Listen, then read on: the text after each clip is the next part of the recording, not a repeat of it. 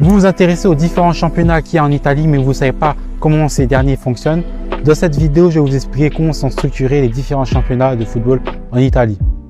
Bienvenue dans la sphère du football. Ici, on parle de tout ce qui est football, trouver des opportunités soit en France, soit à l'étranger. Si tu es intéressé par ce type de contenu, n'hésite pas à t'abonner. On va entrer dans le vif du sujet en commençant par le premier échelon, qui est la Serie A. Ce championnat est composé de 20 équipes qui s'affrontent sous forme de matchs aller-retour. Donc en tout, il y a 38 matchs.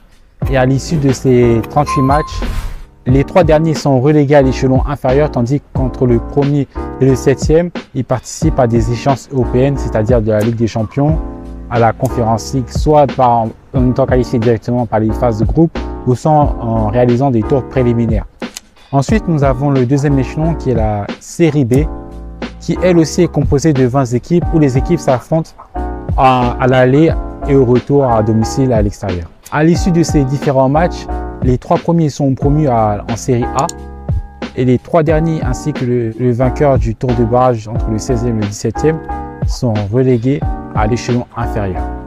Après la Série B, nous avons la Série C qui, elle, est composée de 3 groupes de 20 équipes réparties dans toute l'Italie. Comme la Série A et la Série B, ce championnat est professionnel. Concernant les accessions en Série B, les premiers sont promus, tandis qu'entre le 2e et le 10e se déroulent des matchs de barrage ainsi que le gagnant de la Coupe de Série C pour pouvoir déterminer un vainqueur qui sera aussi promu en Série B. En dessous de la Série C, nous avons la Série D qui correspond à la 4e division en Italie. Et il y a 9 groupes qui sont répartis dans les différents endroits de l'Italie. Concernant les promotions en Série C, le premier est promu en Série C, tandis qu'entre le 2e et le 5e de chaque groupe se disputent des playoffs pour pouvoir déterminer le vainqueur qui va être promu en Série C. Concernant les relégations, il y a 4 équipes qui sont reléguées, plus 2 équipes qui sont reléguées, mais ceux-là, ce sont les 4 équipes après les derniers relégués qui disputent un match de barrage et les 2 équipes qui ont perdu sont reléguées aussi à l'échelon inférieur. Concernant cet échelon inférieur qui est la 5e division, il s'appelle l'Eccellenza. L'Eccellenza comporte 500 équipes réparties dans 28 groupes plutôt. À l'issue des différents championnats, les 28 équipes qui sont le mieux classées, c'est-à-dire les premiers, sont promus en Série D. Il y a aussi des barrages dans ce championnat et les vainqueurs de ces barrages au nombre de 7 sont aussi promus en Série D.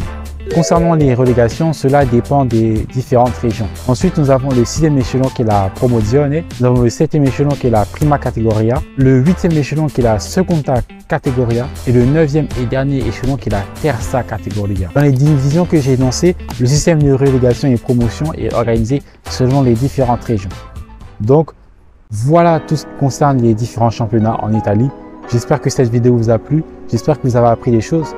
Si c'est le cas, n'hésitez pas à me le faire savoir dans les commentaires et aussi en likant, en commentant, en partageant aussi à des personnes qui seraient intéressées par les différents championnats de football en Italie. Et on se retrouve très prochainement dans d'autres vidéos de la sphère du football.